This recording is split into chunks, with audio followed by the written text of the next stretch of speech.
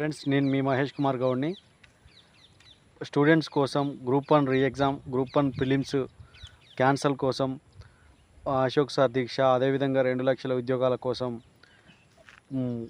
Congress government ఇచ్చిన మేనిఫెస్టోకు ఎన్ని ధర్నాలు, రాస్తారోకోలు, ఎన్ని ర్యాలీలు చేసినా గవర్నమెంట్ పట్టించుకోలేదు. కాబట్టి ప్రజాస్వామ్యబద్ధంగా, రాజ్యాంగబద్ధంగా నిరసన తెలుపుకునే హక్కు ఉంది. దీక్షలు ప్రజాపాలన ఏమన్నారు? దీక్షలు చేసుకోవచ్చు అన్నారు, అమరణ నిరాహార దీక్ష చేసుకోవచ్చు అన్నారు, రిలే దీక్షలు చేసుకోవచ్చు అన్నారు, దీక్ష అన్నీ తెలుపుకోవచ్చు అని ప్రజాపాలన అన్నారు. కనీసం అశోక్ సార్ వాళ్ళ స్టాఫ్ను కూడా ఎత్తుకెళ్ళారు. అశోక్ సారు ఎక్కడ ఉండి కూడా జాడ ఆచూకీ తెలుస్తలేదు. ఇగో నేను ఫ్రెండ్స్, రేవంత్ రెడ్డి గారు పదే పదే నోటిఫికేషన్స్ వద్దని ధర్నా చేస్తున్నారని చెప్పడం దారుణం, దుర్మార్గం. నేను ఈ బర్రెల కాడికి వచ్చాను, వ్యవసాయం చేస్తున్నా.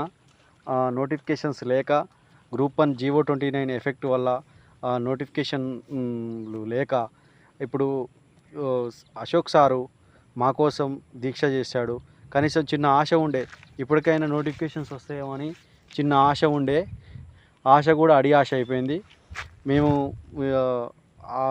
సార్ ఎక్కడుండో, సార్ ఆచూకీని గవర్నమెంట్ తక్షణమే చెప్పాలి. లేకపోతే మాత్రం నేపాల్, బంగ్లాదేశ్, శ్రీలంకలో అయినట్టు మాత్రం అవుతుంది. తస్మాత్ జాగ్రత్త.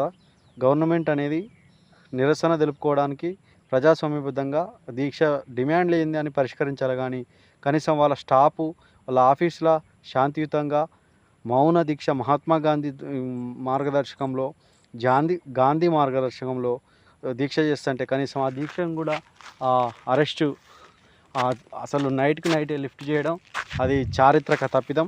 అసలు ఈ ప్రజాస్వామ్యంలో ఉన్నామా లేకపోతే మనం వేరే దేశంలో ఉన్నామా అర్థం కావట్లే. ఇగో ఫ్రెండ్స్, ఇది మరి రేవంత్ రెడ్డి గారు నోటిఫికేషన్స్ లేవంటే వీటి దాంట్లోకి ఇంకొక 2 బర్రెలన్నా కొనుక్కుంటా. ఇక మరి నోటిఫికేషన్స్ ఇస్తారా లేకపోతే అరెస్టులు చేస్తారా, నిర్బంధం చేస్తారా, గవర్నమెంట్ ఆలోచించుకోవాలి.